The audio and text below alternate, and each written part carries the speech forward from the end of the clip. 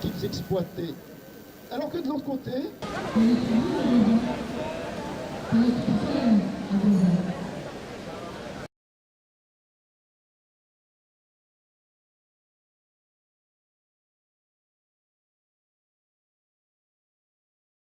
le premier point qui est certain, c'est votre principale interrogation, c'est est-ce que les crimes seront jugés?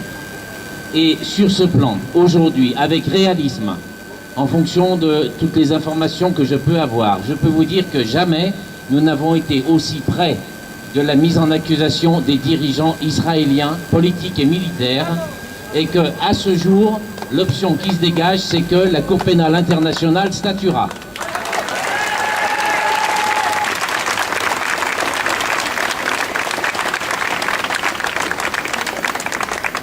On rencontre des difficultés dans la procédure.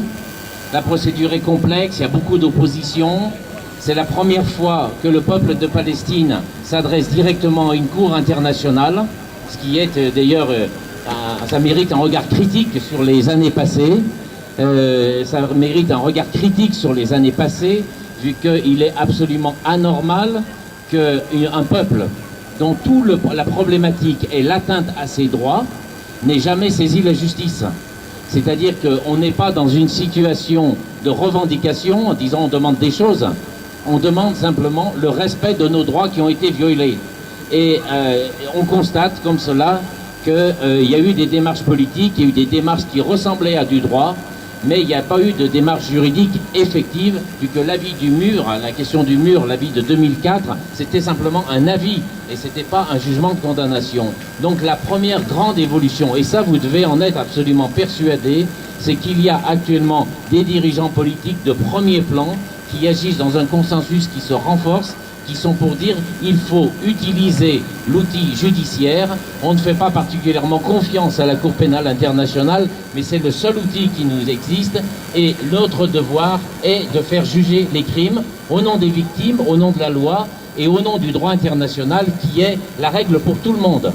De ce point de vue-là, quand j'ai les discussions avec Gaza, ils sont évidemment, c'est aux Palestiniens de décider, et ils sont très clairs là-dessus, c'est d'abord avant tout leur affaire, mais tout de suite ils nous rajoutent le droit c'est l'arme de tous, et si on tolère ce qui est fait aux Palestiniens, on accepte que la même chose puisse être faite ailleurs, vu que le droit international c'est la base de toute la civilisation, ce qui veut dire que vous manifestez et vous agissez pour les Palestiniens, mais vous agissez pour tous les peuples opprimés et pour la loi de tout le monde, voilà. Donc on a un encouragement très fort d'aller de l'avant. Sur un plan plus précis, pour la procédure, il y a beaucoup de débats sur cette Cour pénale internationale. Bon, elle n'est pas formidable, mais on peut quand même en faire quelque chose, et on peut même avoir d'excellents résultats. Il faut agir avec méthode. On entend des choses qui ne sont pas toujours justes. Pour que la Cour se prononce, sans rentrer dans trop de détails, vous avez la compétence et ensuite la plainte qui dépose les crimes. Je prends le premier point, qui est celui des crimes, parce que c'est le plus simple.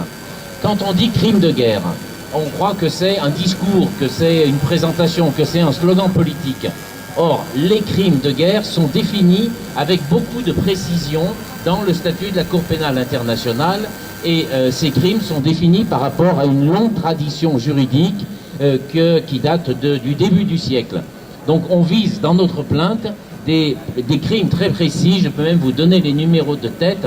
C'est par exemple, c'est pour dire qu'on dit c'est un débat politique, non c'est juridique. La preuve, le tir, il y a les crimes de tirer directement sur des civils. Vous avez vu les enfants sur les plages, vous avez vu les écoles qui ont été tirées. Ça c'est l'article 8.2b-1.